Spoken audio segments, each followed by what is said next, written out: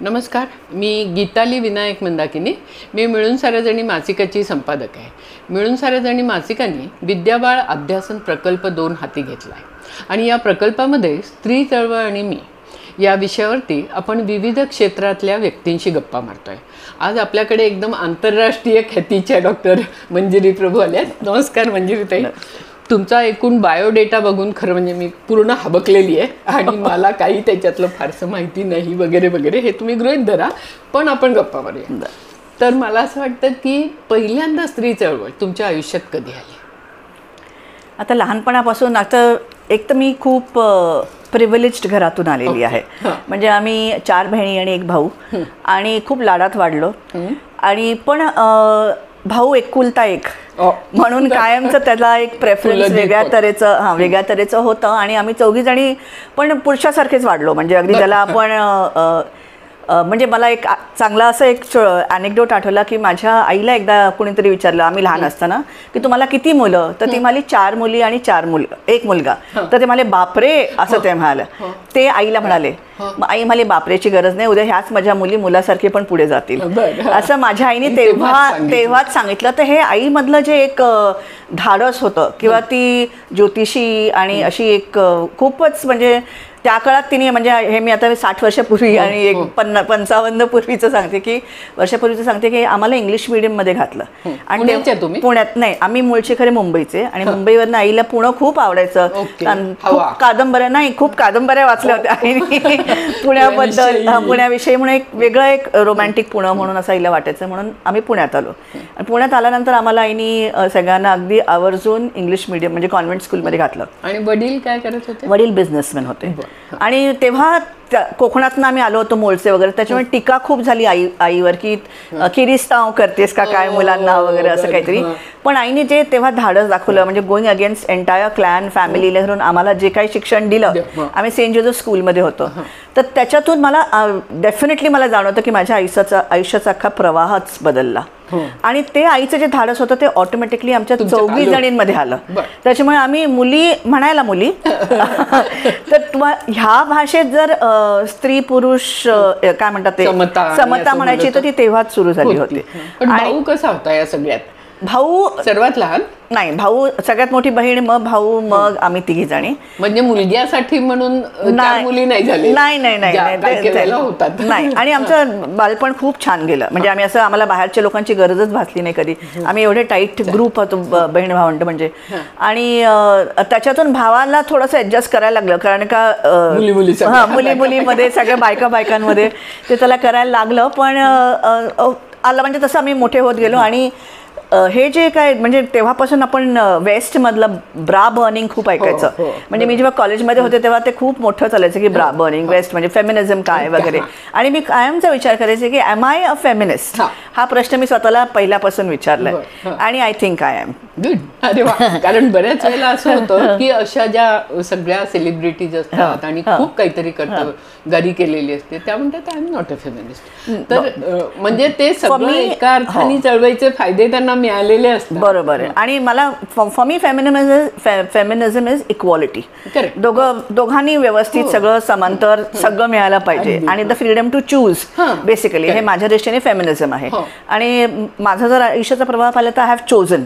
मला जे पाहिजे ते, जेव्हा पाहिजे ते, जसं पाहिजे ते मी चूज करत गेले. मला कोणी अडवलं नाही, माझ्या फॅमिलीने अडवलं नाही, माझ्या नशिबाने अडवलं नाही, त्या छोड. तर ते महत्वाचं होतं. आणि म्हणून मी स्वतःला, आणि माझे विचार फार कडक होते. म्हणजे लग्नानंतर नाव बदलायचं नाही, सगळं घर बदलणार नाही. जसं मी माझ्या आई वडिलांकडे लक्ष देते तसं माझ्या नवऱ्याने त्याच्या द्यायचं. पण मुलगी तुमच्या घरात येत नाहीये, आपण दोघांनी घर सोडून न्यूट्रल ठिकाणी राहायचं, असे माझे खूप कडक विचार होते. आणि अजूनही आहेत तसे. कारण का नवऱ्याला मान्य होते का? मला नशिबाने असा नवरा मिळाला. जास्ती शोधायला पण लागला. ते शेजारी बसायचं ऑफिसमध्ये, बालचित्रवाणीमध्ये मी नोकरी, बालचित्रवाणीमध्ये होते मी, प्रोड्युसर म्हणून होते. आणि माझ्या शेजारीच बसायचं. आणि मग हे विचार आय थिंक एकमेकांवर आपण बोलून रब ऑफ होतात. त्याप्रमाणे ते आम्ही खूप बोलायचो, गप्पा मारायचो. फर्स्ट माय गुड फ्रेंड आणि मग माय हजबंड असं झालं ते.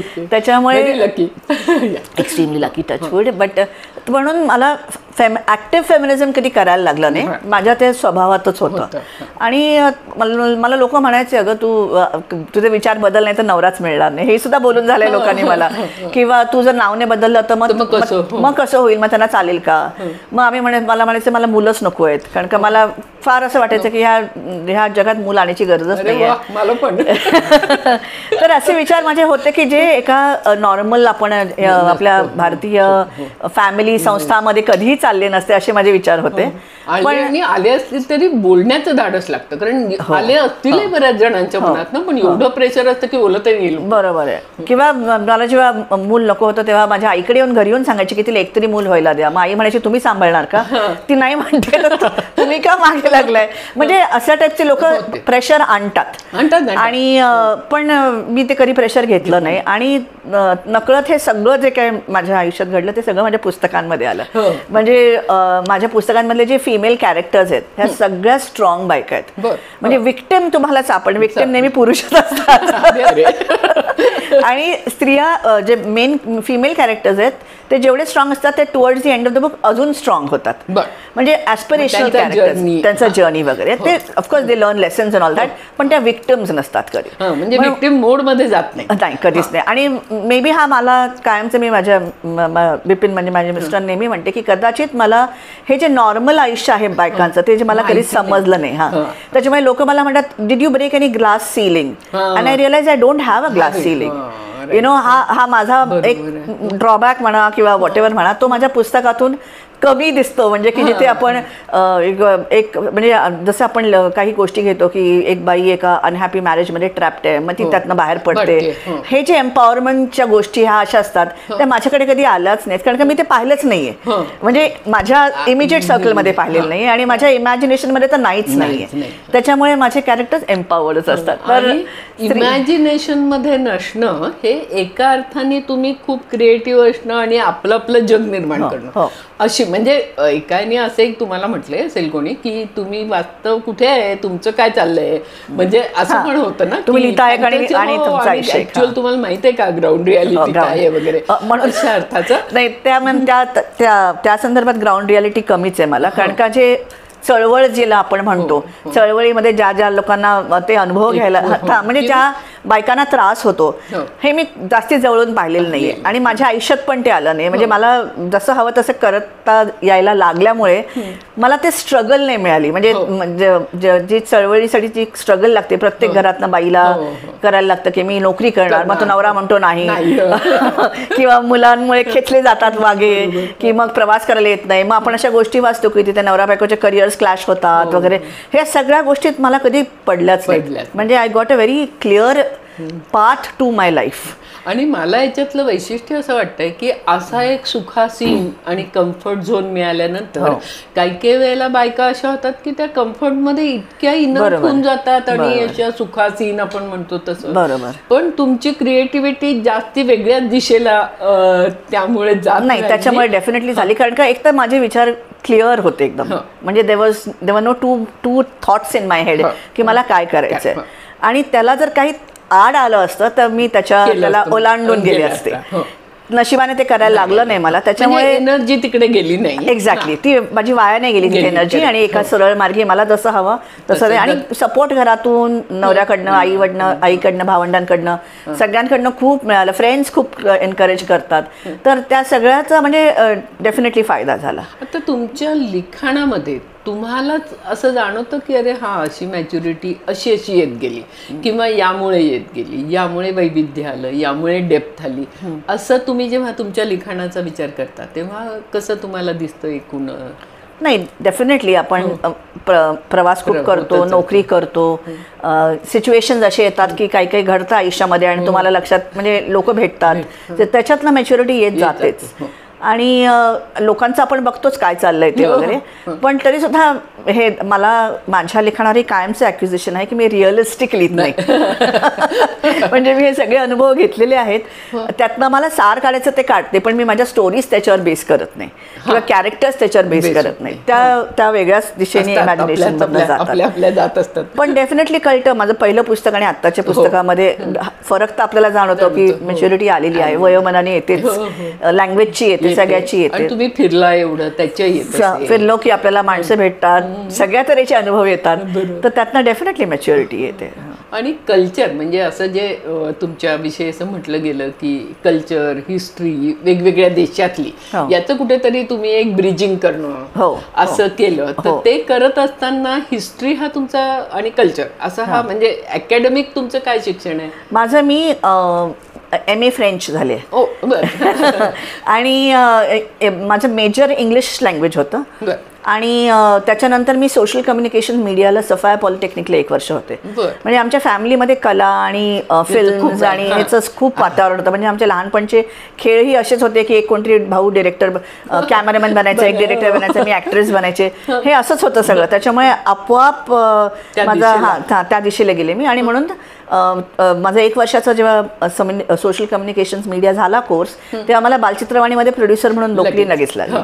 मग तिथे ते 17 वर्ष नोकरी केली साईड बाय साईड. अनुभव कसा होता म्हणजे एकूण सरकारी सेटअप मध्ये ज्या पद्धतीने लोक म्हणतात तसं तुमच्या क्रिएटिव्हिटीचं काय झालं? नाही, तिथे झालं खोबरं. हो तिथे झालं म्हणजे सॉरी हे बोलायचं हे नाही माहिती, पण ओपन सिक्रेट आहे ना. हो, पण तिथे सगळ्यात पहिला झाला म्हणजे लँग्वेजचा प्रॉब्लेम आला मला. कारण का इंग्लिशमधले असल्यामुळे तिथे प्युअरली मराठी असायचं. मराठी मातृभाषा म्हणून आपल्याला करता येतं, पण शासकीय मराठी येत नाही. तर तो एक प्रश्न झाला. आणि दुसरा तिथे प्रॉब्लेम आला की तिथे हे मला जाणवलं इक्वालिटी आणि इनइक्वालिटीचं, की तिथे मला वाटतं 5 बायका का 6 बायका असतील आणि बाकी सगळे 90 पुरुष होते. आणि वर टॉपला बसणारे पण सगळे पुरुष होते. आणि शूटिंग्स करायला किंवा काही करायला सगळ्यांना पाठवायचे, पण प्रमोशन झाले काही आले की म्हणजे हे थोडेसे आपल्याला जाणवतात हे. पण ऑन द होल तिथे जाऊन पण मी माझं हे केलं, म्हणजे हट्ट ते केलं, मला हवं ते करून घेतलं. मुलांसाठी चांगले चांगले कार्यक्रम केले, म्हणजे 200हून अधिक कार्यक्रम केले, मला हवे तसे केले. मला प्राण्यांवर करायचे होते, मला जे काय मी भांडून खूप करून घेतलं अगेन्स्ट द रूल जाऊन वगैरे. आणि जेव्हा चान्स आला तेव्हा मला फुल टाइम रायटर बनायचं होतं. तर जेव्हा तो चान्स आला तेव्हा मग मी ते सोडले. पण तरी सुद्धा बरेच वर्ष घालवली मी तिकडे. नाही तर काय होतं आपलं, मला कळलेली 17 वर्ष कधी गेली तिकडे. तिथे आणि ते जे तुमचं आहे डॉक्ट्रिन ऑफ पीस, तर ते काय आहे त्याच्यात कुत्रा असं काहीतरी आहे का? कारण एका ठिकाणी मी अजून काही वाचलं आणि तिथे DOG आहे. मला असं वाटलं DOG हा खरं नुसता डॉग आहे का कसला तरी शॉर्ट फॉर्म आहे? डॉगट्रिनच आहे, आपण डॉक्ट्रिन म्हणतो ना इंग्लिशमध्ये, त्याच्याची डॉगट्रिन. आणि तर साधारण मी कॉलेजमध्ये असताना मी कोणाला तरी फ्रेंच शिकवलं आणि माझ्या फ्रेंडच्या आईनी, त्या मुलीच्या आईनी मला एक पिल्लू दिलं कुत्र्याचं. तोपर्यंत कुत्री घरात म्हणजे होता, एक जर्मन शेपर्ड होता वगैरे, पण नेहमीप्रमाणे म्हणजे आपण जसं कुत्र्यांना वागवतो तसं मी वागवायचे की अरे जवळ आला अपघात, तसं ते सगळं लहानपणी. पण जेव्हा ती कॉलेजमध्ये ती शीना, तिचं नाव शीना होतं, ती जेव्हा आली तेव्हा माझं अख्खं आयुष्य बदललं. म्हणजे मी नेहमी म्हणते की माझं मंजिरी शीनाच्या आधी आणि शीनाच्या नंतर असंच म्हणते. कारण लहानपणी उलटी आवड जास्ती असते ना. हो, पण थोडी भीती असते किंवा जर्मन शेपर्ड मोठा होता असं, किंवा एक रॉकी नावचा होता की जो आम्हाला समजला नाही, म्हणजे किती म्हणजे एक अंडरस्टँडिंग ऑफ ॲनिमल्स नव्हतं तेव्हा. आणि जेव्हा मी त्या एजला होती म्हणजे कॉलेजमध्ये वगैरे, तेव्हा जेव्हा शीना आयुष्यात आली आणि ते जे प्रेम मला वाटलं किंवा तिने जे आयुष्यात माझ्या बदल घडला, लळा लावला म्हणजे तो वेगळाच लळा लावला. म्हणजे शी वॉज माय फर्स्ट डॉटर असंच मी म्हणते काय. तर ती जी आली आणि तिच्यामुळे माझ्या जो फरक पडायला लागला म्हणजे आमच्या अख्ख्या फॅमिलीमध्ये, की मला प्रत्येकात जीव दिसायला लागला. म्हणजे नॉट जस्ट आपण काय म्हणतो माणूस आणि प्राण्यामध्ये नाही, पण इनॅनिमेट ऑब्जेक्ट सगळ्यात म्हणजे मला युनिव्हर्स एक वेगळ्या तऱ्हेने दिसायला लागली. आणि तेव्हापासून मी त्याच्यामुळे आम्हाला पहिल्यांदा पेट डॉग्स, मग त्याच्यानंतर स्ट्रीट डॉग्स, असं करत ते प्रेम वाढायला लागलं. मग रस्त्याच्या कुत्र्यांची काळजी घ्यायची, त्यांना खायला प्यायला द्यायचं, त्यांचं स्टेरिलायझेशन करायचं, अडॉप्शनला द्यायचं, असे शेकडो कुत्रे आमच्या हातून गेलेत आणि आता पण करतो आम्ही, चालू आहे. पण तेव्हा माझ्या लक्षात आलं की निसर्गामध्ये म्हणजे आपण लहानपणापासून कंपॅशन म्हणजे काइंडनेस ज्याला आपण म्हणतो आपल्यात असतं, पण मोठं होता ते कुठेतरी जातं निघून, दबवली जाते. कटथ्रोट कॉम्पिटिशन असतं, तुम्हाला खूप गोष्टी करायला लागतात, आई वडिला म्हणजे खूप असं खूप फ्रिक्शन येतं ज्याला आपण म्हणूया. काही लोक मूळतः वाईटच असतात, काही लोक चांगली असतात पण ती वाईट व्हायला लागतात. म्हणजे वाईट चांगलं हा मी एक जेनरिक म्हणते, त्याचं म्हणजे त्याला डेफिनेशन. पण आपण काइंडनेस विसरतो आणि मी नेहमी विचार करायचे की किती क्रुएल्टी आहे जगात, किती आपण एकमेकांशी नीट वागत नाही वगैरे. What will bring that compassion back into our lives. आणि मला उत्तर होतं एक म्हणजे कुत्रा. माझं ठाम मत आहे की जर डॉग ट्रेन ऑफ पीस, म्हणजे मी त्याच्यात काय केलेलं आहे त्या पुस्तकामध्ये की 9 जसं पतंजलीची सूत्र आहेत तशी मी डॉग सूत्र दिली आहेत. जर प्रत्येकाने ती सूत्र 9 सूत्र जर ती वागवली तर ह्या जगामध्ये पीस येणारच, एवढी खात्री आहे मला. पण त्याच्यासाठी तुम्हाला तुमच्या आयुष्यात एक कुत्रा पाहिजे. पण मग कुत्राच पाहिजे का मांजर नाही चालणार? नाही, कुत्राच पाहिजे. त्याचं कारण कुत्रा आणि मांजराचं फीचर हे वेगळं असतं. कुत्रा प्रेम खूप लावतो, एकदम वेगळ्या तऱ्हेचा लावतो. तो तुमच्यासाठी नुसता इमानदार नाही, तो तुमच्यासाठी जीव देतो. नुसतं जीव देत नाही तर तो तुमच्यामध्ये इतके बदल आणतो, तुम्हाला माणूस करतो, ज्याला आपण माणुसकी म्हणतो. ते माणुसकी कुत्राच शिकवतो. एक माणूस दुसऱ्या माणसाला शिकवू शकत नाही, दुसरा कुठलाही प्राणी शिकवत नाही, कुत्राच शिकवतो. आणि त्याचं कारण आहे dog is the first domesticated animal 18,000 वर्षापासून. म्हणजे पहिला आपल्या आयुष्यामध्ये कुत्रा आला आहे. आणि मग ते अडॅप्टेबिलिटी अशी झाली की तो कुत्रा आपल्या आयुष्यामध्ये एकदम महत्त्वाचा रोल करतो. पण being the way we are human beings, आपण सेल्फिश आहोत, आपण फक्त स्वतःपुरता विचार करतो, आपण माझं जग, माझं हे, माझं मी मध्ये आपण इतकं वाढतो की आपल्या आसपास काय आहे ह्याचा आपण विचारच करत नाही. मग तो विचार कसा होईल तर तुम्हाला कुत्रा आणला पाहिजे. कारण तो कुत्रा तुम्हाला शिकवतो, काळजी शिकवतो, घेणं शिकवतो, रिस्पॉन्सिबिलिटी शिकवतो, प्रेम शिकवतो, अनकंडिशनल लव्ह शिकवतो. आणि हे जेव्हा तुमच्यात यायला लागतं तर ते तुमच्यात कंटेन होऊ शकत नाही, ते बाहेर स्पिल होतं. ते स्पिल होतं because your body is a vessel. It's a vessel. त्या वेसलमधनं ते जेवढं ते साठत जातं ते बाहेर पडायला लागते. मग तुम्ही दुसऱ्या कुत्र्याकडे लक्ष देणार, मग तुम्ही लहान मुलाकडे लक्ष देता, नेबरकडे लक्ष देता. असं करत तो एक स्नोबॉलिंग इफेक्ट आहे. आणि तो कुत्रा तुमच्यात आणू शकतो आणि जगात चेंज आणू शकतो. आणि आपण जे आता क्रुएल्टी एवढी सगळी बघतोय, खूपच म्हणजे चाललेलं आहे. म्हणजे आपण माणसाला हक्क आहे का कुत्र्याला हक्क आहे? नाही, दोघांनाही हक्क आहे. You have no right to live alone on this earth. हे तुमची पृथ्वी नाही आहे. पण हा जो थॉट घेऊन माणूस राहतो ना, त्याच्याबद्दल हे पुस्तक आहे की try to change and bring peace in this world. आणि हे मी प्रूव्ह केले पुस्तकामध्ये लाईक अ 360 डिग्रीज अँगलनी. म्हणजे त्याच्यात social impact, emotional impact, scientific impact, spiritual impact, अशा सगळ्यांचे इंटरव्ह्यूज घेतले आहेत, प्राणी प्रेमींचे अनुभव घेतले आहेत, माझे स्वतःचे सगळे तत्व सांगितले. असं करून एक फुल प्रूफ पुस्तक दिलंय मी. कदाचित त्या पुस्तकाची आत्ता किंमत कळणार नाही, पण may be 20 years down the line that पुस्तक will be a reference book. जेव्हा आपण सगळं हरून बसलो असू तेव्हा आपण शून्यात परत करू, तेव्हा आपल्याला लक्षात येईल की आपल्याबरोबर एक असा कंपॅनियन आहे की जो आपल्याला शिकवायला आणि आयुष्यात सरळ मार्ग दाखवायला बसलेला आहे. आपल्याला फक्त बघायचे डोळे उघडे करून. नाही, कारण असं पण होतं ना, जवळजवळ सगळ्या लहान मुलांना कुत्री मांजरी आवडतात आणि आपण त्यांना एक्झॅक्टली आई वडील सांगतात नको जवळ नको जाऊ, किंवा जबाबदारी येते आई वडिलांवर, ते पण त्यांचे वेगळे प्रॉब्लेम. आणि ज्यांना भीती वाटते ते सांगतात चावेल. म्हणजे हे सगळे फिअर हे जे निर्माण करतो, विच इज व्हेरी रॉंग. मी तर उलट म्हणून तुम्हाला आवडत नाही ना कुत्रा, लेट हिम बी, राहू दे. ज्याला आवडतो ना त्याला तुम्ही थांबवू शकणार नाही. एक्झॅक्टली. कारण you are born with one compassion. ते कंपॅशन जेव्हा इतकं स्ट्रॉंग असतं ना त्याला कोणी थांबवू शकत नाही. आणि जेव्हा मुलं एका मार्गाने जात असतात त्या आई वडील त्याच्यात जे खो आणतात ना तेव्हा घालतील खो, पण मोठं होता होता आता मुलगा करणारच ते असं आहे. त्याच्यामुळे आपल्याला सगळ्यांना सांगायला लागेल कसं करायचं ते. तर ते कंपॅशन आणि या सगळ्याविषयी तुम्ही बोलतात, त्याचंच पुढे एक्सटेन्शन म्हणजे तुम्ही जे काय इंडिया स्पिरिच्युअल फेस्टिवल का कुठलं ते घेता, तर ते एकूण अध्यात्म स्पिरिच्युअलिटी यामध्ये तुम्हाला बराच रस आहे का? हो, खूप आहे. आणि तो पहिल्यापासून आहे का ओव्हर अ पिरियड? नाही, पहिल्यापासूनच आहे. मी जसं म्हटलं तसं माझी आई ज्योतिषी आहे. तर लहानपणी ते ज्योतिषाच्या वातावरणात, मेडिटेशनच्या वातावरणात मोठीच झाली मी तशी. पण ते जे स्पिरिच्युअल फेस्टिवल आहे त्याला international festival of spiritual India आणि फॉर ह्युमॅनिटी अँड विजडम. आणि हे कधी सुरू झालं? कोविडच्या साधारण 2 वर्ष आधी. म्हणजे कोविडमध्ये मला वाटतं 3rd का 4th इयर होतं एनिवे. तर तेव्हा म्हणजे मला कायमचंच असं जाणवतं की लोक खूप भरकटलेली आहेत आणि त्यांना त्यांच्या म्हणजे इन्फॉर्मेशन एक्सप्लोजन म्हणा किंवा आयुष्यात अपयश म्हणा, आजारपण म्हणा किंवा काय जे काय प्रत्येकाचे अनुभव असतात आणि मोस्टली अनहॅपीच असतात. म्हणजे हॅपी माणूस बघणं हे खूपच अवघड आहे. तर मला असं, आणि त्या इन्फॉर्मेशन एक्सप्लोजनच्या मध्ये मला असं लक्षात आलं की लोकांना कुठचा मार्ग निवडावा for healthy life, happy healthy life और अ स्टडी लाईफ, किंवा त्यांचा पर्पस आयुष्यात त्यांना कसं करता येईल. आणि म्हणून हे फेस्टिवल खरं केलं आम्ही, इंटरनॅशनल फेस्टिवल स्पिरिच्युअल इंडिया. त्याचा गोल हाच आहे की जो कोण व्यक्ती आहे त्यांना आयुष्यात मार्ग दाखवायचा, पण फ्री ऑफ कॉस्ट.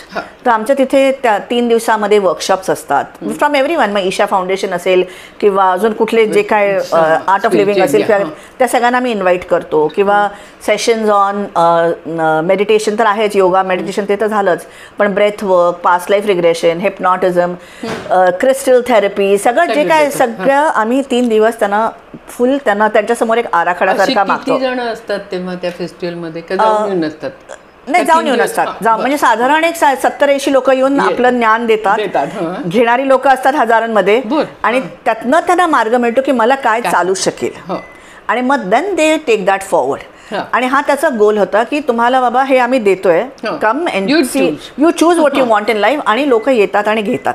म्हणजे अशी लोक होते की जे पहिल्या दिवशी सीट पकडून राहायचे ते तिसऱ्या दिवशी शेवटचं सोडायचे. इतकं, कारण फुकट ज्ञान कोणीच देत नाही. म्हणजे तुम्ही कुठेही जा, कुठच्याही ह्या संस्थांकडे जा, ते पैसे चार्ज करतात, तुम्हाला कोर्स घेतात. पण ह्यावर आम्ही एक ओरिएंटेशन म्हणून सगळं फ्री दिलं होतं. आणि त्याचा गोल हाच होता की तुम्ही कितीही, म्हणजे एक साधी तुम्हाला गोष्ट सांगते. आम्ही एक बोधिवन म्हणून एक आमच्या लॉनमध्ये, म्हणजे आम्ही हे यशोदाला करायचो, तर तिथे मध्ये एक बोधिवन म्हणून एक अशी आम्ही खोली केली होती तयार, अगदी काइंड ऑफ साऊंड प्रूफ, आणि त्याला जायला असा मार्ग, आणि आतमध्ये काही वस्तू ठेवल्या होत्या, म्हणजे अफर्मेशन्स किंवा काही गोष्टी जाळायला, किंवा मिरर, किंवा आतमध्ये मंत्र चालू ठेवली होती. असे एक व्यवस्थित एक सेक्लुडेड पोर्शन. आणि एका वेळेला एकाच व्यक्तीने आत जायचं, आणि 15 मिनिटं त्यांना दिलेली असायची. आम्हाला बाहेर, तुम्हाला विश्वास बसणार नाही, ओक्साबोक्सी रडायचा आवाज यायचे.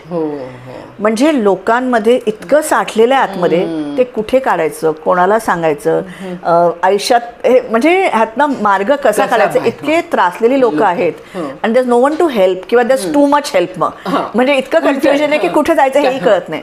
तर ह्यातनं मला लक्षात आलं की जर माणसाला मार्ग दाखवला, तो त्यातनं शिकतो, पण आपल्याला स्वतःला क्लेन्झिंग पण करतो.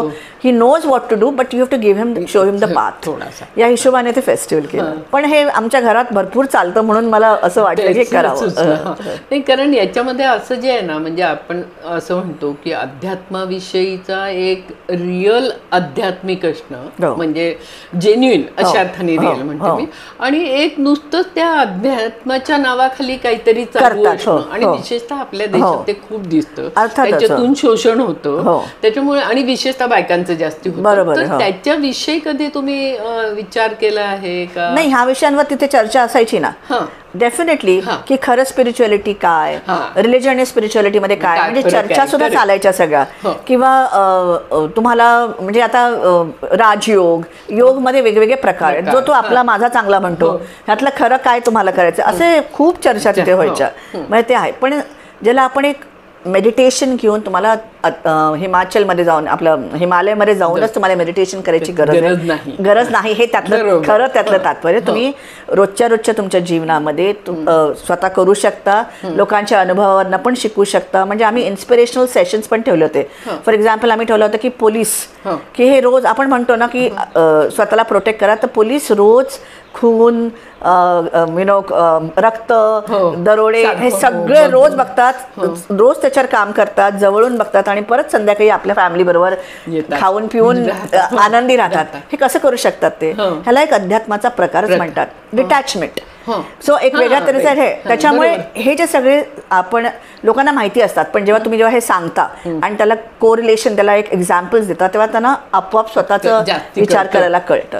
सो पर्पस ह्या फेस्टिवलचा हाच होता की मार्गदर्शन लोकांना मिळावं त्यातनं, आणि त्यांना काहीतरी आपल्या आयुष्यात हेल्थ वाईज, करिअर वाईज, ह्याच्यामुळे त्यांना एक स्वतः मार्ग काढत त्यांनी जावं, असं मदत व्हावी. याच्यातलं असं कधी झालं की मी जे म्हणते की फेक बाबा गुरु असतात, शोषण होतं, तर तुमच्याकडे अशी काही लोक आली का, हो हे किती छान आहे, आम्हाला तिथे उलट म्हणजे असा अनुभव आला, असं सांगणार? असं नाही, कारण जनरली असं होतं सुद्धा की लोक फार बोलायला जात नाही. बरोबर, म्हणजे सांगा त्यांना, कारण त्या लोकांची ताकद इनवे खूप असते, कारण त्यांची संस्थानं तयार झालेली. बरोबर आहे. त्याच्यामुळे कोणी बोलायला तर जात नाही, पण अनुभव तर आले असतात. डेफिनेटली आणि त्याच्यामुळे त्यांना हे वेगळं वाटू शकतं की अरे हे काहीतरी आपल्याला छानच मिळालं इथे, छान मिळालं, फुकट मिळालं आणि व्हरायटी मिळाली, म्हणजे त्यांना त्यातनं कळतं फरक काय काय. म्हणजे मला काय सूट होईल हे त्यातनं त्यांना कळतं. सो त्याचा खूपच फायदा झाला. आम्ही 3 वर्ष केली, 4थं वर्ष फंडिंग कमी पडलं म्हणून थांबलो, पण आता बघू परत सुरू करू. कारण खरोखरच याची गरज अशासाठी आहे की लोकांना वेगळ्या दिशेला भरकटवण्याचं राजकारण सुद्धा आहे. म्हणजे लोकांना हे धर्म आणि अध्यात्म या वेगळ्या गोष्टी आहेत, धर्माशी काही संबंध नाही हे कळतच नाहीये आणि सांगायला गेलं तरी त्यांना ते पटत नाहीये, कारण ते पटवूनच घ्यायचं नाही आणि या सगळ्या मागे खूप मोठं राजकारण आहे. बरोबर ना. तर अशा राजकारणाचा तुम्ही कधी विचार करता का? तुम्हाला वाटतं नाही बाबा आपल्याला काय राजकारण नाही, आम्ही करतो ना, हे डिस्कशन्स मधनं येतच ना. कारण बुवाबाजी आणि भरकटत जाणं आणि लोकांचा फायदा घेते, इमोशनल लावणं. हा, म्हणजे एक इमोशनल वल्नरेबिलिटी जी असते त्याचा फायदाचे घेतात लोक. तो घेऊ नये म्हणूनच हे फेस्टिवल आहे की यू सी काय आहे आणि मग त्यातलं तुम्ही चूज करा. उगाच आपला हा त्याच्या मागे लागला मग मी पण त्याच्या मागे लागतो, मग त्याला जेल झाली तरी मी त्यातच करत राहणार, असं नाही करायला पाहिजे. सो हे डेफिनेटली बेसिकली सायन्स आणि स्पिरिच्युअलिटीचा मेळ कसा होऊ शकतो हे या फेस्टिवल मधनं आम्ही खूप बघतो. म्हणजे आम्ही सायन्सला सोडलेलं नाही. ते खूप महत्वाचं आहे. काही वेळेला ते उलट पण खूप होतं ना, की इकडे गेलं की अँटी अशाच्या दिशेला पण लोक जातात. त्याच्यामुळे हे खूप छान आहे. आणि दुसरं मला असं वाटलं की दुसरी तुमची पुन्हा इंटरनॅशनल लिटररी फेस्टिवल आहे. तर या 2 फेस्टिवल मध्ये तुम्हाला समजा आपण बघितलं कंपेअर करताना तुमचाच अनुभव म्हणा किंवा तुमचं समाधान त्या 2 मधलं याच्यामध्ये. दुसरं जे आहे ते पुणे इंटरनॅशनल लिटररी फेस्टिवल आणि ते पुस्तकांना धरून आहे. म्हणजे मी स्वतः लेखिका असल्यामुळे म्हणजे 2013 साली आम्ही ते सुरू केलं. तेव्हा माझ्या लक्षात आलं की नुसतं लेखिका बनून उपयोग नाहीये, ते पुस्तक विकलं गेलं पाहिजे, लोकांनी वाचलं गेलं पाहिजे. आणि ते फक्त तो प्रॉब्लेम मला नाही, इतकी पुस्तकं जगात येतात. प्रॉब्लेम हा असतो की आपला वाचक कुठे आहे आणि त्यांच्यापर्यंत पोहोचतंय की नाही. आणि जो वाचक आहे तो म्हणतो की मला माझ्या लेखकाला कधी भेटायला मिळेल की नाही. ह्या 2 गोष्टी आहेत, ह्या 2 गोष्टींचा सांगड घालणं खूप गरजेचं होतं. आणि 2013 साली मग आम्ही हे पुणे इंटरनॅशनल लिटररी फेस्टिवल काढलं आणि त्याचा हेतू हाच होता की तेव्हा इंग्लिश लिटरेचर फेस्टिवल पुण्यात नव्हतं आणि त्याच्यासाठी सगळेजण जयपूरला जायचे आणि कुठे कुठे जायचे. किंवा ॲज अ लेखिका मला सुद्धा कुठे बोलवलं आणि कुठे नाही बोलवलं ह्याचा मी एक अभ्यास केला की तेव्हा माझी काहीतरी मला वाटतं 7-8-10 पुस्तकं झाली असतील, पण मला कोणीच कुठेच बोलवलं नाही बोलायला. हा, तर ते मी विचार करायचं की असं काय होतंय की I have written so many books पण मला कोणीच बोलवत नाही. मग आम्ही सगळा अभ्यास केला आणि माझ्या लक्षात आलं की एक विशिष्ट तऱ्हेची लोक विशिष्ट फेस्टिवलला जातात. मग ते आपण खोडून काढायचं. आणि PILFचा हेतू हाच होता की लिटरेचरला एकदम असं वरचं हे दिलेलं आहे, दर्जा दिला त्याला. तर त्याला आपण आता खालच्या लेवलवर आणूया की ग्रासरूट पर्यंत पोहोचला पाहिजे. कॉमन मॅन, डेब्यू ऑथर्स या सगळ्यांना एक इंटरॅक्शन करायला वेळ म्हणजे स्पेस मिळाला पाहिजे. तर तसा तो प्लॅटफॉर्म आम्ही तयार केला, क्रिएटिव्हिटीचा हब म्हणतो आम्ही त्याला. आणि तिथे इतकं नेटवर्किंग होतं, इन्स्पायरिंग टॉक्स होतात, पुस्तकांचे लॉन्चेस होतात. So book related but also other media related. म्हणजे फिल्म आली असेल एखादं फिल्मवर डिस्कशन किंवा स्क्रीन प्ले रायटिंगवर डिस्कशन किंवा रेडिओ TV जर्नलिझमवर डिस्कशन. सो सगळ्या तऱ्हेचे मीडिया फॉर्मॅट्स आम्ही वापरतो, पण बहुता पुस्तक असतं. सो ह्याच्यात आणि ह्याच्यात हा फरक आहे की हा एकदम इमोशनल मेंटल हेल्थसाठीचा आहे स्पिरिच्युअलिटी, आणि तो आहे तुमच्या आर्ट, कल्चर आणि लिटरेचरसाठी. असे हे 2 आहेत. आणि हे जे मेंटल हेल्थ आता तुम्ही म्हणाला हा खरंच मगाची तुम्ही म्हणाला तसं जगभराचा प्रश्न झाला.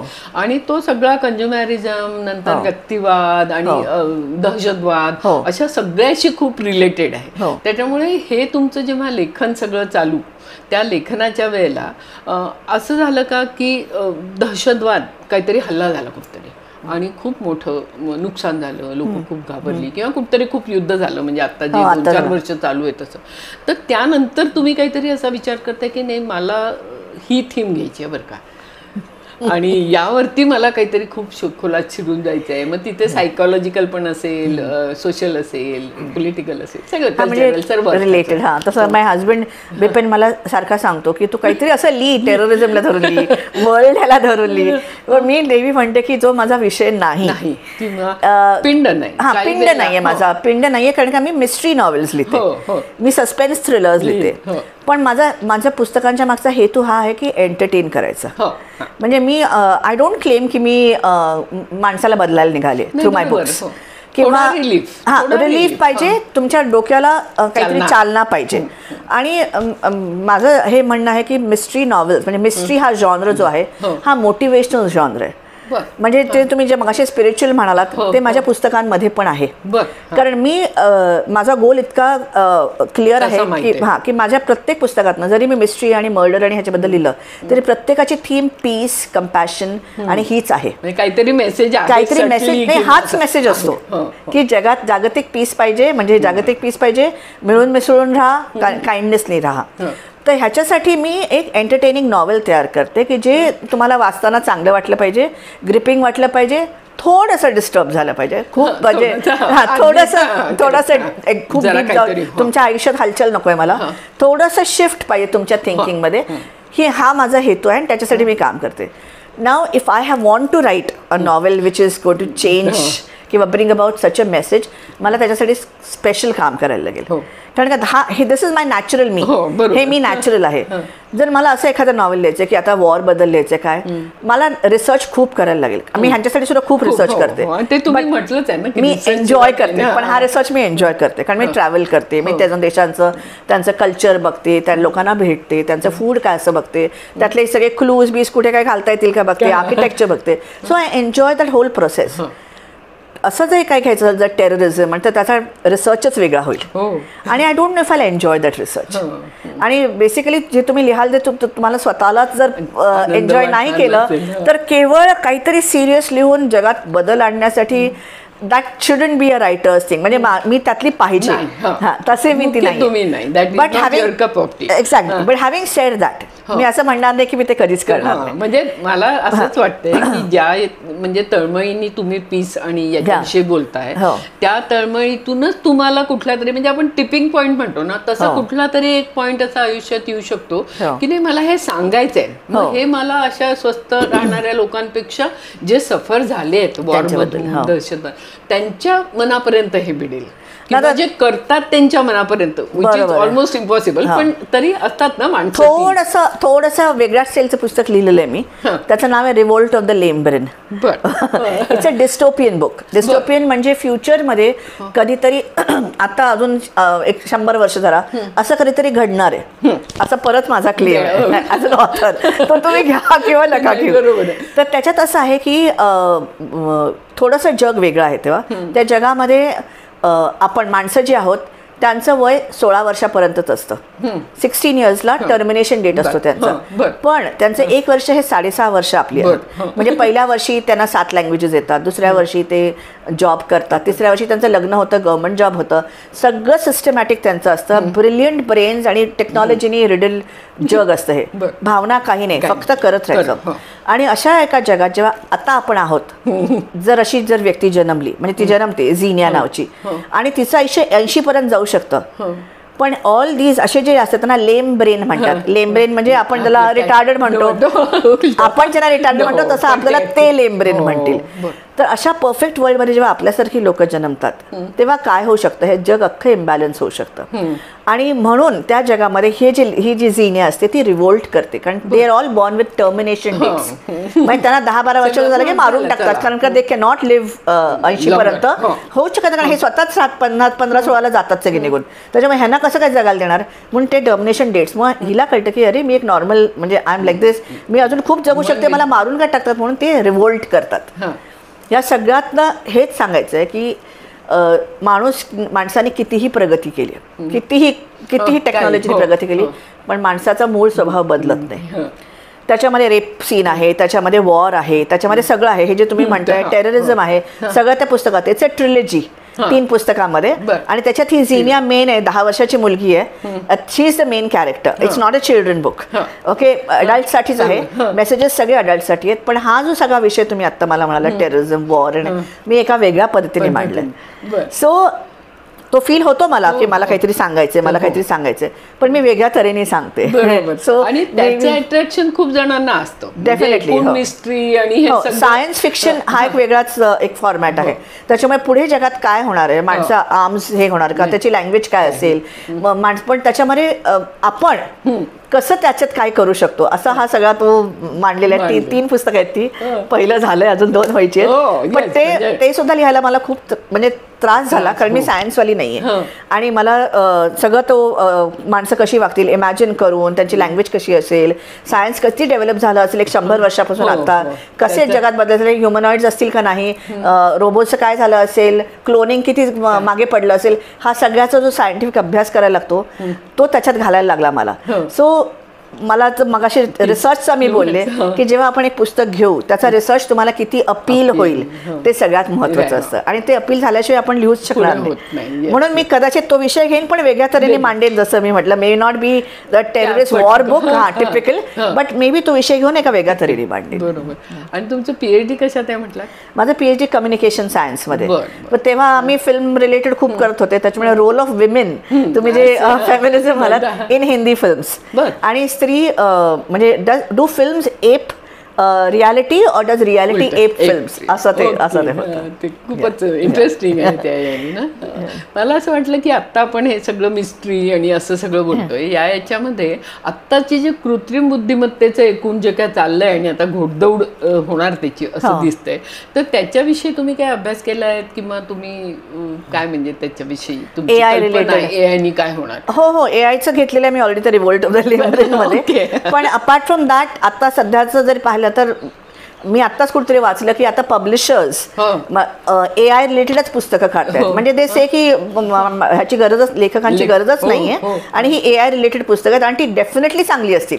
देर is no doubt about it, because लँग्वेजवर कमांड. आणि आता सुद्धा तुम्ही एखादा पॅसेज लिहून काढायला सांगितलं की सुरेखच असतो तो. बस पुस्तकं लिहून काढू शकतात, जास्तीत जास्त थोडंसं करेक्शन इकडे तिकडे लागेल. बट हॅव्हिंग सेड दॅट, माणसाच्या ब्रेनला काही रिप्लेसमेंट नाहीये. सो ते छान लिहिलं जाईल, इमोशन्स ते किती छान लिहिलं तरी एक इमोशनल फॅक्टर कमी पडणार त्याच्यामध्ये. त्याच्यामुळे you can experiment with AI आणि टेक्नॉलॉजीचा आपण वापर करून त्याचा उपयोग करून आपण आतापर्यंत मॅनेज केलेला आहे. त्याच्यामुळे इथे सुद्धा ह्याच्या पुढे सुद्धा आपण करूच आणि बॅलन्स ठेवूनच करू असं मला वाटतं. म्हणजे आता जरी भरकटत गेली लोक, अरे AI वगैरे, आय एम व्हेरी शुअर की ॲट अ सर्टन पॉईंट लोकांना त्याचे limitations in terms of human brain आणि इमोशनॅलिटी लक्षात येतीलच. आणि अजून एक मला आठवलं, म्हणजे आता पब्लिशर्स सुद्धा असं करतायत की कोणी अक्यूज करू नये की AI जनरेटेड पुस्तक आहे म्हणून मुद्दामून पुस्तकांमध्ये चुका ठेवतायत की म्हणजे हे ह्युमन एडिटेड आहे असं. त्याच्यामुळे आपण त्याच्याशी कसं डील करू हे आपण आपला ब्रेन वापरणार आणि आपण will take it head with us. आपण कंपॅनियन म्हणून वापरू यायला. म्हणजे तुम्ही त्याचा उपयोग अशा पद्धतीने करणार. AIचा उपयोग तुम्ही तुमच्या लिखाणात कसा करू शकाल असं तुम्हाला?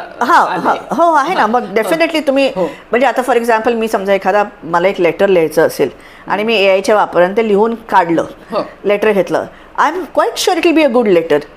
आणि मला हवे तसे मी चेंजेस केले, माझा वेळ वाचतो आणि कॉपीराईट आणि ह्याची काही गरज नाही. म्हणजे मला काय म्हणायचं, जिथे टेक्निकल युसेज आहे तिथे त्याचा डेफिनेटली, जिथे क्रिएटिव्ह युसेज आहे म्हणजे माझ्या इमॅजिनेशनला चॅलेंज येईल कुठे, तिथे वापरण्यात काही पॉईंटच नाहीये. कारण का then now it is a challenge of that is a comparison of AIचा ब्रेन आणि माझा ब्रेन आणि प्लेजरिझम. आणि कारण का AI सगळीकडनं उचलतो, म्हणजे ऑलरेडी डेटा लागतो, त्याचा डेटा ऑलरेडी कुठेतरी आहे, तो डेटा मला देऊन मी तो माझ्या पुस्तकात वापरून मला चालणारच नाही ना.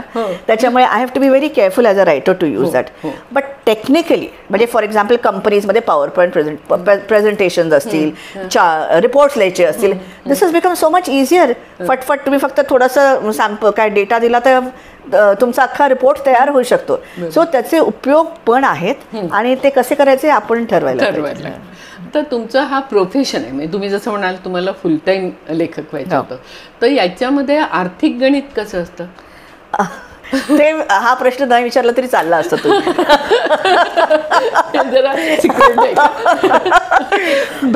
तुम्हाला मी नेहमी म्हणते, तुम्हाला पैसे कमवायचे तर लेखक होऊ नका.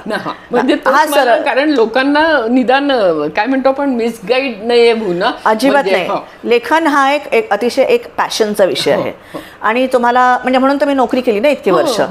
पण जेव्हा मी सोडला तेव्हा मला जो म्हणजे आता ह्या 2 गोष्टी आहेत, भारतामध्ये लेखिका बनणं आणि जगात बनणं, ह्याच्यात खूप फरक आहे. म्हणजे माझी जेव्हा 2 पुस्तकं रँडम हाऊस USA केले तेव्हा मी नोकरी, सॉरी निघालं का, ओके,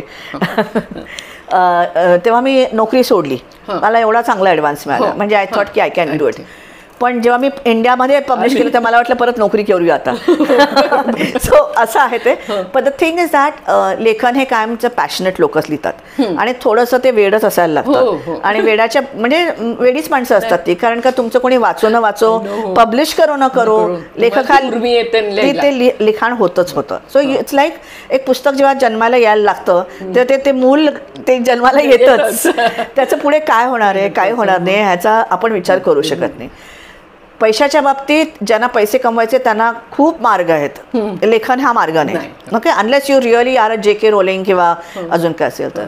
माझ्या बाबतीत तर मी असा विचार करते की मी लेखिका झाली आहे कारण मला काहीतरी माझी लेगेसी ठेवायची इथे. माझा गोल खूप क्लिअर आहे. आय डोंट सर्वाइव्ह, म्हणजे I am a full time writer but I can't survive on that money, कारण even though I travel and everything. मी माझे दोन हे वेगळे ठेवले. नाही, दुसरं म्हणजे फॅमिली जे काय कमवेल ते माझा नवरा आहे सपोर्ट करायला, फॅमिली सपोर्ट करायला आहे, किंवा अजून वर्कशॉप्स करते. वर्कशॉप्स घेते, टॉक्स घेते, कुठेही चीफ गेस्ट म्हणून बोललं की आय चार्ज, मार्ग दुसरे आहेत. पण for me as a writer माझा गोल क्लिअर आहे की मी एक लेगसी क्रिएट करते की असं, कारण का they call me Indian Agatha Christie किंवा इंडियातलं पहिली फिमेल मिस्ट्री ऑथर. ह्या 2-4 गोष्टी अशा काय म्हणतात ते तुरळक झालेल्या आहेत. त्याच्यावर मी अवलंबून नाही आहे. मी एक बॉडी ऑफ वर्क क्रिएट करते की दॅट बॉडी ऑफ वर्क माझ्या नंतर सुद्धा चालू राहील ॲज गुड फिक्शन, ज्याला आपण म्हणतो की क्वालिटी फिक्शन किंवा ज्याला सोफिस्टिकेटेड फिक्शन इंग्लिशमध्ये ज्याला म्हणतो. That is the kind of tag I am aspiring for. की अशी एक लेखिका होती की जिने इंडियाला गुड फिक्शन इंट्रोड्यूस केलं, इंग्लिश गुड फिक्शन इंट्रोड्यूस केलं. इंट्रोड्यूस म्हणायला नको कारण तसं खूप झालंय, पण मिस्ट्री फिक्शन नव्हतं मी लिहायच्या आधी. So let's say good mystery fiction introduce केलं. आणि I think that can be used as, त्याच्यात मेसेजेस खूप आहेत. It's not commercial fiction, it is literary commercial fiction असं म्हणूया आपण त्याला. जर टॅग करायचे तर त्याच्यात मेसेजेस आहेत, लँग्वेज बरी आहे, प्लॉट्स चांगले आहेत, ग्रिपिंग आहेत, you can learn something from it. The good teaching points for learning points for students who want to write, you know. So that's the legacy I want to create. आणि I hope की मी पुस्तकं लिहून ठेवून देणार, माझ्यानंतर कोणतरी ते काढत राहील, वाचेल.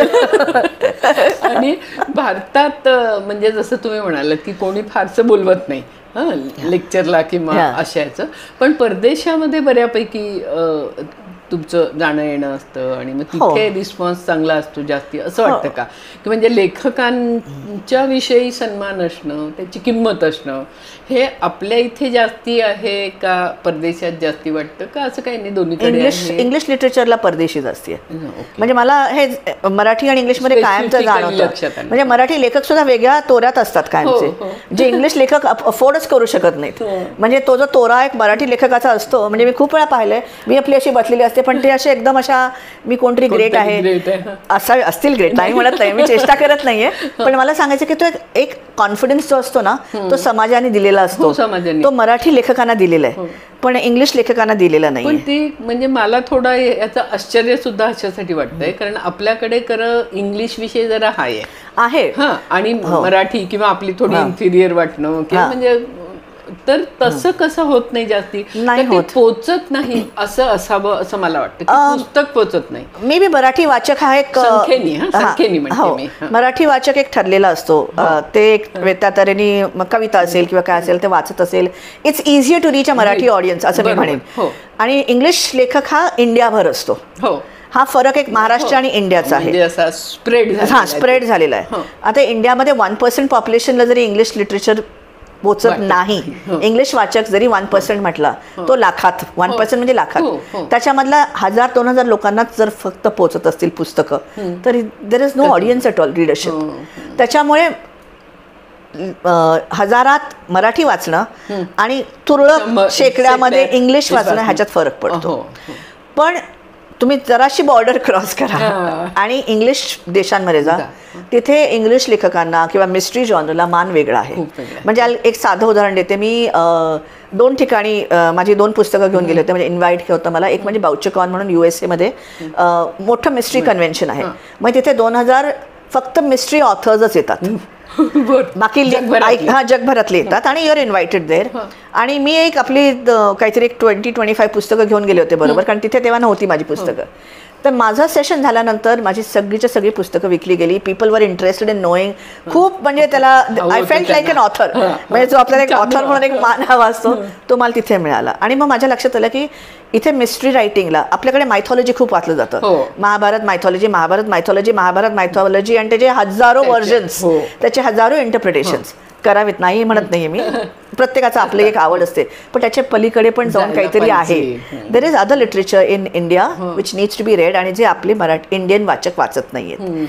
आणि हे मला जाणवतं when I go out of the country. तसंच आता हे पुस्तक माझं आहे जे आहे द ग्रँड ऑक्सफर्ड मिस्ट्री. दाखवू शकते. हे आता माझं 23वं पुस्तक आहे जे आत्ताच रिलीज झालंय आणि डेस्टिनेशन सेलर आहे. ऑक्सफर्ड युनिव्हर्सिटीमध्ये बेस होतं, त्याच्यामुळे ऑक्सफर्ड युनिव्हर्सिटी बातमी बहुतेक मला सरांनी टाकली होती. तर ते ऑक्सफर्ड युनिव्हर्सिटीमध्ये आता 4 एप्रिलला त्याचं लॉन्च होतं. आणि त्यांनीच मला बोलवलं की कम, बिकॉज द बुक इज, म्हणजे त्यांनी रेकग्नाइज केलं की हिनी ऑक्सफर्डवर एक लिहिलेलं आहे आणि come here and launch the book. आणि मी गेले आणि तो साधारण 100-120चा हॉल असेल. पेड इव्हेंट होता, म्हणजे साधारण एक 12-13 पाऊंडचा एक तिकीट होतं, म्हणजे आपले 1500 रुपये धरायला हरकत नाहीत. ओके, तो फुल होता. People had bought. I didn't know मी, मला माझी काही ओळख नव्हती कोणाशी, पण माझ्यासाठी 12-13 पाऊंड देऊन हॉल फुल होता. माझ्या काही मैत्रिणींना आत यायचं होतं, त्यांना तिकीटं मिळाली नाही. अख्खा त्यांनी अटेंड केलं, खूप प्रश्न विचारलेत. माझा लॉन्च झाला, मी बाहेर आले. नंतर माझ्याकडे तेव्हा काहीतरी ब्लॅकवेल बुक स्टोअरनी 25-30 काहीतरी पुस्तकं घेतली, ती सगळी विकली गेली. आणि यू रिअलाइज की आपल्याकडे काहीतरी कमी आहे इंडियामध्ये, की they don't recognise you as a prolific writer म्हणा, किंवा अ टॅलेंटेड रायटर म्हणा, किंवा टॅलेंट सुद्धा सोडून द्या, रायटर म्हणा. हा जो एक आपल्याकडे, किंवा खूप झाले असतील असंही म्हणूया की आपल्याकडे कचऱ्यासारखे लेखक आहेत असंही म्हणूया, नाही आहेत पण असं म्हणूया आपण. पण आपल्याकडे काहीतरी कमतरता आहे की लेखकाकडे बघायची. इंडियामध्ये काहीतरी, इंग्लिश लेखक म्हणते पुन्हा मी, काहीतरी एक कमी जाणवते, आणि मला ती फार जाणवते when I go out of the country. मला कसं वाटतं इथे की बरेचशी मुलं आता इंग्लिश मीडियममध्ये, म्हणजे आता आमचं मिळून सारे जणी आहे, मग आम्हाला बरेच जण म्हणतात अहो तुम्ही इंग्लिशमध्ये का नाही काढत. आम्ही म्हणतो मराठी काढता काढता थकायला होते, इंग्लिश कुठलं काढणार.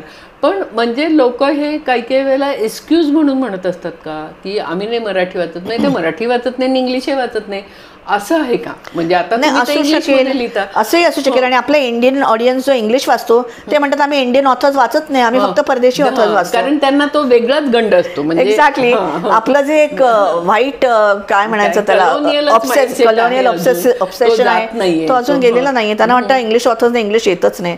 आता मला लिखाणात पडून सुद्धा 50 वर्ष होतील, अजून सुद्धा हेच म्हणताय तुम्ही. म्हणजे हे एक आपलं एक इंडियन माइंडसेट आहे की इंग्लिश ऑथर्सना अजून जेवढं स्टेटस पाहिजे. म्हणजे तुम्ही even you try to name, आता एखादा चांगला इंग्लिश ऑथर आपण अजूनही R.K. नारायण आणि अशीच नावं घेऊ, म्हणजे जे जुने होऊन गेले तसेच. पण आता कुठे कंटेम्पररी कोणाचंच नाव कोणी घेत नाही. आणि कॉम्पिटिशन म्हणा किंवा काहीतरी एक विचित्र झालेलं आहे. मला वाटतं we need to overcome that, कारण का आर्ट लिटरेचरला there is no competition, there is no comparison. प्रत्येकजण आपल्याला जमेल तसं to the best of the capacity लिहितो, आपल्याला जे सुचेल ते लिहितो. सो तेवढा थोडंसं ते लक्षात घ्यायला पाहिजे असं मला वाटतं. तुमचं आता पुन्हा त्या आधीच्या प्रोफेशन, म्हणजे तिथे तुम्ही मुलांसाठी ज्या फिल्म्स केल्या, तर तिथे तुम्हाला मुलांची आवड आहे. आणि पुन्हा पहिला एक की मुलं होऊन नको होती तर खरंच झाली नाहीत का, होऊ नाही दिली का, मुलं आहेत तुम्हाला? मला शेकडो मुलं होऊन गेली, म्हणजे कुत्री, सगळी कुत्री. आणि 23 मुलं झालेली आहेत, ही माझी मुलं. आणि बालचित्रवाणीमध्ये खूप मुलांबरोबर काम केलं. पण ती मुलं म्हणजे बेसिकली लहानपणापासून मला मुलं खूप आवडायची, पण ती आपापल्या आईकडे परत गेली की मला बरं वाटायचं निर्माण करू नाही. आणि दुसरं फिलॉसॉफी अशी आहे, म्हणजे आम्ही खूप विचार केला ह्याच्यावर की ह्या जगामध्ये, म्हणजे जसं जितकं मी प्राण्यांवर काम केलं माझ्या लक्षात आलं की आपल्या हातामध्ये एवढंच आहे. Only so much you can control. तुम्ही एज्युकेशन देऊ शकता, तुम्ही खाणंपिणं व्यवस्थित देऊ शकता, पण ते मूल जेव्हा जन्मतं आणि ते श्वास घ्यायला लागतं तेव्हापासून त्याचं नशीब त्याचं सुरू झालेलं आहे. आणि माझा काही कंट्रोल त्या मुलावर नाही. म्हणजे आमचं एक नेहमीच, मे बी बिपिन आपल्या ह्याच्यात ते सांगेल, पण मी पण सांगते की आम्ही नेहमी म्हणतो आपण आपल्या मुलाला अशा ह्याच्यात घालू काय का प्लेनमध्ये, की आपल्याला माहिती आहे की हे प्लेन आता आहे, ह्या प्लेनमध्ये ते खूप जगात जाणार आहे, खूप ठिकाणी मस्त जाणार आहे, तुम्हाला खूप सांगते, पण एका पॉईंटला ते जाऊन पडणार आहे, कोसळणार आहे. अशा प्लेनमध्ये आपल्या मुलाला घालू का आपण? आम्ही म्हटलं आम्ही घालू शकत नाही. आणि हे अख्खं जीवन आपलं तसंच आहे. It is an aeroplane where one day is going to crash somewhere. फक्त माझ्या डोळ्यासमोर मला माझं मूल हे होताना बघायचं नव्हतं आणि मला त्याच्यावर कंट्रोल नाहीये. म्हणजे एक कुत्रा माझ्या समोर जेव्हा जातो तेव्हा जे मला काय म्हणतात यातना होतात, त्या यातना मी सांगू पण शकत नाही. तर आपल्या मुलाला जर काही झालं कसंही, जर आपलं कंट्रोल नाही तर ते कसं होईल. त्याच्यामुळे आम्ही लक्षात ठेवलं की, आणि प्लस आपण जे जगात बघतो, जे चाललंय जगामध्ये, मॅन ईट मॅन वर्ल्ड झालेलं आहे. There is no compassion. एकमेकांना जगू देणार नाहीत माणसं. म्हणजे मी ह्याला एक ह्युमन इन्फेस्टेड वर्ल्ड म्हणते, की त्यांनी इतका कब्जा केलाय पृथ्वीवर की त्यांनी खराब करून टाकले. एक beautiful world has been spoiled. आणि हे कुठेतरी संपेल कसंही, ते मला माहिती नाही कसं संपणार आहे. पण ह्या जगात आपण आपल्या मुलाला आणायचं का, असं हे सगळे खूप आम्ही विचार केला. आणि लक्षात आलं की जे चाललंय आपलं व्यवस्थित चाललंय, जेवढं हाताने जमेल तेवढं करायचं, जेवढं चांगलं काम करता येईल करायचं, जेवढं लिखाण करायचं, आपल्या फॅमिलीकडे लक्ष द्यायचं, आपले काही नेफ्यूज असतील त्यांना मदत करायची, कुत्र्यांकडे लक्ष द्यायचं. That's it, that's life. आणि याच्यामध्ये ज्योतिष तुमची आई हे करत होती लहानपणापासून, तर तुमचा स्वतःचा त्याच्यावर विश्वास आहे ज्योतिषावर? 100%. आई सांगते त्यानुसार झालं तुमच्या याच्यामध्ये? त्याला पण धरून माझी 2 पुस्तकं आहेत, पण I tell you about that letter. माझी आई इतकं तंतोतंत, म्हणजे 99 काय 100% तिने भविष्य बरोबर सांगितलंय. जेव्हा चार्ल्स आणि डायनाचं लग्न झालं तेव्हा आई एकमेव आई होती ज्योतिषीपैकी जिने लेखी एका छापून आणलं होतं की यांचा डिवोर्स होणार आहे. आणि लोकांनी तेव्हा म्हटलं हो काहीतरी काय लिहिताय तुम्ही वगैरे. ताई म्हणे नाही, हा डिवोर्स होणारच. आणि त्याप्रमाणे झाला. आणि तेव्हा मला वाटतं, I forget the name of that journalist. Internationally सुद्धा ज्योतिषी आहे का? हो, सांगते ना. तर ते सांगितलं. आणि इंदिरा गांधी जेव्हा चिकमंगळूरला मला वाटतं ती उभी राहिली होती आणि तेव्हा खूप झालं होतं आणि पडणारच असं आलं होतं, तेव्हा आईने तिला सांगितलं होतं, त्यांना सांगितलं होतं की तुम्ही जिंकूनच येणार. हा थ्रू होतं. आणि त्या जिंकून आल्या. आणि त्या जेव्हा पुणे एअरपोर्टला आल्या तेव्हा त्यांनी खास आईला भेटायला बोलवलं की हा कोण ज्योतिषी आहेत की ज्यांनी माझं एवढं सांगितलं. म्हणजे एवढं आईला सांगता येतं, अजूनही सांगू शकते. मी त्याचा फायदा असा करून घेतला की माझ्या लक्षात आलं. अजून एक त्याचा एक असा आहे की आई भरपूर बॉलिवूडच्या लोक आईला विचारायला यायचे. तेव्हा एका कुठच्या तरी पार्टीमध्ये एका डिरेक्टरनी आईला विचारलं की माझा एक अतिशय अर्जंट प्रश्न आहे आणि तुम्ही सांगू शकाल का. तर आई म्हणाली काय ते सांगा, कारण आईच्या लक्षात होती त्यांची पत्रिका. तर ते म्हणाले मला फक्त एवढंच सांगा की मला मूल कधी होणार आहे. तर आईने ते डोक्यात आणली पत्रिका आणि म्हणाले तुम्ही कुठे प्रायव्हेटमध्ये बोलायचं आहे का तुम्हाला. तर ते म्हणाले नाही, सगळे हे आपलीच लोक आहेत वगैरे. ते म्हणाले बरं ठीक आहे, मी इथेच सांगते तुम्हाला, ते तुम्हाला मूल आहे, फक्त तुम्ही ते तुमचं म्हणू शकत नाही. आणि तो माणूस इतका चरकला, कारण तसं होतं ते, त्याची एक नाजायज औलाद होती. पण हे जेव्हा मला आईने सांगितलं, आम्हाला जेव्हा कळलं तेव्हा माझ्या डोक्यात चक्र फिरायला लागली. म्हटलं जर आपण पत्रिकेवरनं एवढं सांगू शकतो तर आजपर्यंत पोलिसांनी पत्रिका का नाही वापरली. कारण तुम्ही त्याच्यानं सांगू शकता हा चोर होऊ शकतो का, खुनी होऊ शकतो का, म्हणजे कपॅसिटी आहे त्याची. आणि म्हणून मी एक पुस्तक लिहिलं कॉस्मिक क्लूज आणि स्टेलर सायन्स, की ज्याच्यावर पुण्यातली डिटेक्टिव्ह सोनिया समर्थ की जी इंडियन वेदिक हॉरोस्कोप्सनी केसेस सॉल्व्ह करते. नॉट लाईक अ मॅजिक वॉन्ड, कारण प्रत्येक केसमध्ये मी सांगितलेलं की हे कसं घडू शकतं. म्हणजे एखाद्या ज्योतिषीने ते पुस्तक उचललं तर तो म्हणेल की हा हे असं होऊ शकतं, असं सायंटिफिक मांडलं आहे की हे होऊ शकतं. आणि त्याच्यावर माझा अभ्यास आहे, रेग्युलरली म्हणता येणार नाही पण अभ्यास आहे इतका की एक पत्रिका नाही, पण ह्याच्या सगळ्या पत्रिका आहेत त्या आईने दिल्या होत्या, मी नाही घातला. म्हणजे आईने खऱ्या पत्रिका करून दिल्या, त्याच्यावर मी गोष्टी बेस केल्या आणि हे शक्य आहे असं. म्हणजे आणि हे पोलिसांनी पण मला असं वाटतं आता हळूहळू ते रेफर करत आहेत. आणि इनफॅक्ट माझा एक लॉन्च झाला होता, बिपिनचाच एक मित्र होता, त्यांनी विचारलं की हे पोलीस खरं वापरू शकतील का. आणि देन लेटर आहे की काही पोलीस वापरायला लागलेले आहेत. सो आपण त्याचा गायडन्स म्हणून डेफिनेटली वापर करू शकतो. आणि एवढं तर ज्योतिष आपण मानूच शकतो, असं की भलेही मी 100% सांगू शकत नाही तुम्ही, पण ही पॉसिबिलिटी आहे आणि that gives you the lead to investigate more. तर हे असं होऊ शकतं. आणि मग दुसरं पुस्तक कसलं आहे? दोन्ही ते सिरीज आहे. हा, ती सोनिया समर्थची सिरीज आहे ती अख्खी. ती केसेस वेगवेगळ्या सॉल्व्ह करते. आणि त्याच्यात सुद्धा असंच आहे, लोक हसतात तिला ज्योतिष काय, म्हणजे ह्या सायंटिफिक जमान्यामध्ये ज्योतिषाचा काय वापर करते, पण ती प्रूव्ह करते इन द बुक. तिचा ग्रोथ दाखवलाय, लोकांचा ग्रोथ दाखवलाय की आपण ऍक्सेप्ट करत नाही. आपल्याला वाटतं एव्हरी ज्योतिषी इज अ क्वॅक, तसं नाहीये. ज्योतिष सांगायला एक इंट्युशन लागतं, अभ्यास तर लागतोच, पण एक वेगळ्या तऱ्हेचं इंट्युशन लागतं. आणि ते इंट्युशन असेल तर तुम्हाला 100% सांगता येतं. काही जण असं म्हणतात ना, म्हणजे जे इंट्युशन असतं असं तुम्ही म्हणतात, ती लोक पैसे घेत नाहीत, की सांगण्याचे आणि मग त्यांचा एक असा विश्वास असतो की आपण पैसे घेतले तर आपली ही शक्ती जाईल. तर असं काही तुमच्या आईच्या बाबतीत होतं का? नाही, तसं काही नाही. कारण मी उलट म्हणते, फुकट जेव्हा कोणी करायला येतं तेव्हा ते तेवढं नाही सांगितलं जात. आणि कारण त्या माणसाला त्याची झळ तेवढी नसते. जेव्हा when you pay for something that means you are in earnest. आणि मग तुम्ही ज्या तळमळीने विचारतात ते ज्योतिषापर्यंत पोचतो आणि मग त्याचं उत्तर येतं.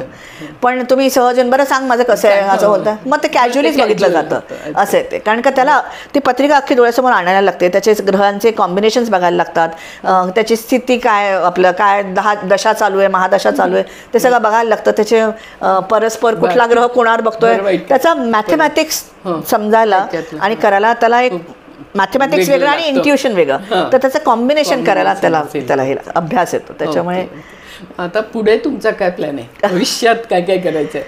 पुढे भविष्यात ह्या क्षणी तरी मी ब्लँक आहे. अर्थात पुस्तकं लिहायची आहेत ना, डेस्टिनेशन थ्रिलर्स अजून लिहायचे आहेत मला. आणि थोडंसं नॉन फिक्शनकडे पण थोडं वळायचं आहे मला, अजून 1-2 नॉन फिक्शन बुक्स. पण बेसिकली काय फेस्टिवल आहे प्रकारची असतील, नॉन फिक्शन असतील ते? मला माझ्या डोक्यात एक बायोग्राफी होती, एक पोस्ट इंडिपेंडन्स पिरियडमधल्या एका व्यक्तीची. तर असं काहीतरी थोडंसं हिस्ट्री, मी I am not a history buff किंवा परत तेच मला अभ्यास करायला लागेल सगळ्याचा. कारण माझा मूळ स्वभाव हा व्हेरी लाईट नेचर्ड आहे, की मला सगळं छान ब्युटिफुल कोझी पाहिजे. डिस्टर्ब करणाऱ्याकडे जायचं असेल तर मग मला स्पेशल एफर्ट घ्यायला लागते. पण हे सोनिया समर्थचं जे पुस्तक आहे त्यातलं 3रं पुस्तक डेफिनेटली ऑन द कार्ड्स आहे, ते पुढच्या वर्षी येईल. आणि अजून एक पुस्तक आहे चालू एका पब्लिशर बरोबर. आणि खूप जगबिग किती हिंडलायत आणि अजून खूप हिंडायचे, कारण एकट्या हिंडता तुम्ही 50%. मी जेव्हा रिसर्च असतं तेव्हा एकटी हिंडते, कारण मग that is my me time. It is like मग मला जास्ती कोणी बरोबर चालत नाही, कारण मग मी सकाळपासून नाही डिसिप्लिन करते. उलट खूप डिसिप्लिन्ड असतं. म्हणजे मग मी 9 वाजता बाहेर पडले की रात्री 9 पर्यंत प्रत्येक कोपरा आणि कोपरा त्या शहराचा काढते, त्याचे नोट्स करते, त्याचे फोटोग्राफ्स काढते. कारण का डेस्टिनेशन थ्रिलर म्हणजे त्याच्यामध्ये डेस्टिनेशन हे कॅरेक्टर असतं, इट्स नॉट अ बॅकड्रॉप. म्हणजे असं नाही की तुम्ही बसला आणि चहा पिताय तिकडे आणि मग गोष्ट साईडला घडते, तसं नाही. ज्या तुम्ही कॅफेला बसला असाल त्या कॅफेमध्ये काहीतरी वॉलवर असं असणार आहे की जो त्याच्यात क्लू असणार आहे, असं असतं. त्याच्यामुळे ते सगळं अभ्यास करायला लागतं, मग ते एका प्लॉटमध्ये घालायला लागतं.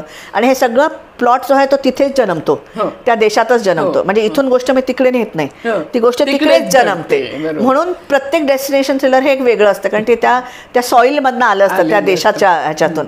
म्हणून त्याचा अभ्यास वेगळा असतो आणि तो माझा मी टाइम असतो. मग तेव्हा I like to pamper myself as a writer. मग तेव्हा मी तो मराठी लेखकांसारखा मी कोणीतरी ग्रेट आहे तो मी आणते आणि मी एक रायटर आहे आणि मला हे करायचं असं मी स्वतःला खूप पॅम्पर करते. पण एकट्या राहिला तेव्हा कधी वाईट अनुभव आला बाई म्हणून किंवा? तसा वाईट नाही आला, पण अनुभव येतात. म्हणजे कोणी वाटायला नाही आले तसं, पण अनुभव येतात. म्हणजे असं म्हणजे वेगळे अनुभव येतात, इव्हन स्पिरिच्युअल अनुभव येतात, की डेस्टिनेशन्स कनेक्ट टू यू येतात, किंवा काही मेसेजेस मिळतात मला युनिव्हर्सकडनं, किंवा काही लोक भेटतात अशा वेळेला की जेव्हा मला गरज आहे, अशा टाईपचे खूप अनुभव आलेत. म्हणजे मी नेहमीच म्हणते की एखाद्या डेस्टिनेशनला मी जेव्हा जाते पुस्तक लिहायला तेव्हा that destination has called me नाही निवडलं, त्या डेस्टिनेशननी मला निवडलंय. कारण तिथे जाऊन तिथे जाण्याची सगळी सोय होऊन, म्हणजे कोलॅबोरेशन सगळं होऊन, त्याच्यात ती गोष्ट सुचवून, योग्य माणसं भेटून, तो चांगल्या प्लॉटमध्ये ते घरी येऊन लिखाण करून, हा सगळा एक मोठा जर्नी आहे. आणि तो journey happens with the destination. तर ते एक रिलेशनशिप डेव्हलप होण्यासाठी मला डेस्टिनेशननी बोलवायला लागतं. आता कोणी बोलत आहे? आय विश आहेत 2-3 माझ्या ह्याच्यात, पण त्यांनी मला बोलवलं पाहिजे. मी सांगते मला बोलवा म्हणून. आम्ही तुम्हाला खूप शुभेच्छा देतो की ते डेस्टिनेशन तुम्हाला नक्की बोलवेल आणि खूप छान पुस्तक आम्हाला वाचायला. Thank you so much. हा आमचा व्हिडिओ तुम्हाला आवडला असेल तर तो लाईक करा, सबस्क्राईब करा आणि शेअर करा. मिळून साऱ्या जणीचं यूट्यूब चॅनल. धन्यवाद. थँक्यू.